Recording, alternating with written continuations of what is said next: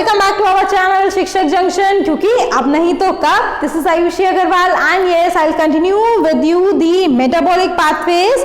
और उन metabolic pathways में अब हम बहुत इंपॉर्टेंट टॉपिक्स जो है उसको स्टार्ट करने वाले हैं, स्पेशली आपके प्लांट्स के केस में। ठीक है, जब मैंने बता दिया कि हम प्लांट्स के केस में का टॉपिक मेटाबॉलिक पाथवे स्टार्ट करने वाले हैं, तो it is very obvious. Although मैंने अपनी लास्ट क्लास में भी आपको हिंट दे दिया था कि हम क्या स्टार्ट करने वाले हैं, that is nothing but this photosynthesis. ठीक, फोटोसिंथेसिस आप आपके लोअर स्टैंडर्ड्स में भी पढ़ के आ चुके हैं, no doubt in that. But अब हम कुछ और बातें, कुछ नई चीजें पढ़ेंगे। फोटोसिंथेसिस कैसे मेटाबॉलिक पाथवे होता है वो हम पढ़ने वाले हैं, लेकिन उससे पहले obviously I tell you something very important basics about this particular process, that is the photosynthesis, right? अब देखो जरा फोटोसिंथेसिस के बारे में। पहले तो उसके फेवरेट काम मैं वैसे ही करूंगी जैसे मैं अभी तक करती हुआ आई हूँ, इसको तोड़ूंगी और आपको इसी से इसका मतलब समझाऊंगी। फोटो का मतलब we all know it is light, और सिंथेसाइज क्या हो रहा है यहाँ पर, ऑब्वियसली बात है ग्लूकोज का जो मॉलिक्यूल है वही हमारा सिंथेसाइज होता है, तो इसी को हम बोलते हैं फोटोसिंथेसिस। अब आपके स्टैंडर्ड के हिसाब से अगर हम फोटोसिंथेसिस को डिफाइन करें तो ये कैसा प्रोसेस है, सबसे पहले तो देखो कॉम्प्लेक्स टर्मिनोलॉजी आ गई। सबसे पहले this particular photosynthesis is a physiochemical process. ठीक, physical energy is getting converted into the form of chemical energy, that is why it is a physiochemical process। कैसा प्रोसेस है? ऐसा प्रोसेस है जिसमें कि हमारे फोटोसिंथेटिक पिगमेंट्स इन्वॉल्व रहते हैं और वो पिगमेंट्स हमारी सनलाइट को ट्रैप करके उसको केमिकल एनर्जी में कन्वर्ट करते हैं। This is the overall process of this photosynthesis. ठीक, जो सारी की सारी एनर्जी आएगी हमारे इस फोटोसिंथेसिस प्रोसेस में, वो कहाँ से आएगी? ऑब्वियसली सोलर एनर्जी से ही आएगी। फ्री एनर्जी वहीं से ऑब्टेन होगी। इस फ्री एनर्जी को कैप्चर करने के लिए you have the photosynthetic pigments that are in the form of the chlorophyll molecules, xanthophylls, carotenoids और बहुत सारे ऐसे हैं। If at all I will tell you the name.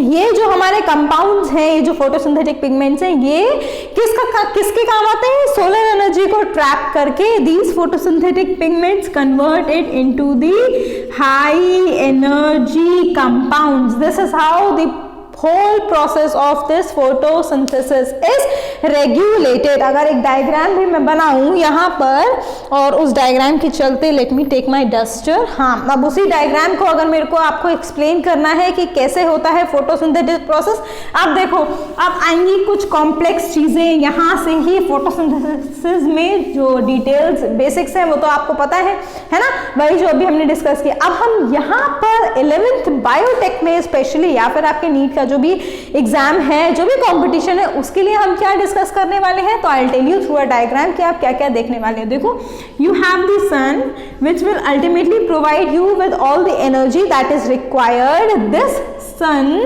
gives the energy which is used in the light reaction component of the photosynthetic metabolic pathway। ये light reaction क्या होती है detail में obviously मैं ही आपको explain करूंगी, don't worry in that, but we will take that in a separate lecture after this particular lecture। ठीक, इस light reaction से हमें क्या मिलेगा? हमें मिलेगा ATP और NADPH। ये हुए हमारे वो हाई एनर्जी कंपाउंड जो इस लाइट रिएक्शन का प्रोडक्ट बनेंगे। ये लाइट रिएक्शन का प्रोडक्ट दूसरे रिएक्शन के लिए एज अ सबस्ट्रैट काम करता है, और उस सबस्ट्रैट को, उस पर्टिकुलर रिएक्शन को हम क्या बोलते हैं? कैल्विन साइकिल या फिर डार्क रिएक्शन। ये भी कोई और नहीं पढ़ाएगा आपको, मैं ही पढ़ाऊंगी चैनल के ऊपर, सो do not worry about that. इस कैल्विन साइकिल में कार्बन डाइऑक्साइड का इनटेक होता है और अल्टीमेट प्रोडक्ट्स हमको पता है क्या होता है ना। फोटोसिंथेटिक के ultimate products we all know that what are they? These are the triose phosphate, या फिर ये ट्रायोस फॉस्फेट अल्टीमेटली हमारे ग्लूकोज में जाकर कन्वर्ट हो जाते हैं। एंड प्रोडक्ट हो गया हमारा ये कैल्विन साइकिल को आप कुछ और नामों से भी जानते हैं, जैसे कि हो गया हमारा कैल्विन साइकिल। ही मैं दोबारा से लिख रही हूँ, कैल्विन साइकिल नहीं, ये क्या है? ये है हमारी डार्क रिएक्शन, या फिर लाइट इंडिपेंडेंट रिएक्शन, क्योंकि लाइट का कोई इन्वॉल्वमेंट नहीं है यहाँ पर। लाइट रिएक्शन से जो प्रोडक्ट बना वो इस कैल्विन साइकिल में एज अ सबस्ट्रेट जाएगा और फिर हमें हमारा एंड प्रोडक्ट मिलेगा ग्लूकोज के फॉर्म में। Oxygen is also involve but that is here in the light reaction. दो फेजेस होते हैं हमारे फोटोसिंथेसिस के, लाइट रिएक्शन और डार्क रिएक्शन। लाइट रिएक्शन से हमें ऑक्सीजन इवॉल्व होती हुई मिलती है और हमारी डार्क रिएक्शन से हमारा ग्लूकोज का molecule, and these are the ultimate products of this photosynthesis. अब जब इतनी बात हो ही गई, आई होप ये डायग्राम आप सभी बच्चों ने बना लिया होगा। जितने डायग्राम्स मैं यहाँ पर आपके सामने बोर्ड पर बनाती हूँ साथ साथ में नोट करते जाया कीजिए जिससे कि आपको आसानी हो। Otherwise I have the study material available with me, if you want you just WhatsApp me और just ask me in the comment section, I'll provide you with that also, right? अब देखो जरा, जो एक बेसिक रिएक्शन आप लोग अभी तक फोटोसिंथेसिस की पढ़ते आए हैं, क्या होती है वो? n molecules of CO2 plus n molecules of water, they are converted in the presence of what? In the presence of obviously the sunlight as well as the chlorophyll molecule, है ना? इसके अलावा और भी कुछ लाइट जो photosynthetic pigments है वो होते हैं, बट मेजर जो रोल प्ले करता है वो ये क्लोरोफिल का मॉलिक्यूल ही है। क्या मिलेगा इससे हमें मिलता है ग्लूकोज या फिर CH2ON, जिसको हम कार्बोहाइड्रेट का एक जनरल फॉर्मूला मानते हैं। उसके अलावा हमें मिलेगा n molecules of water plus n molecules of oxygen. This is the basic reaction of photosynthesis. मैंने पर्टिकुलरली मॉलिक्यूल्स नहीं लिखे हैं, n मॉलिक्यूल्स एक जनरलाइज्ड टर्म में आपको बताया है जिससे कि समझने में आसानी हो।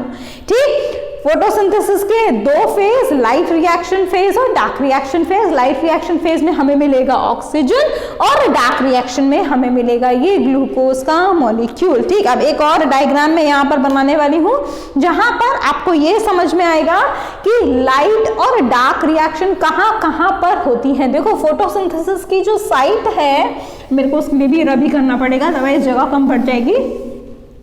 जो फोटोसिंथेसिस की साइट है, we all know it is that particular organelle. क्या है वो ऑर्गेनेली?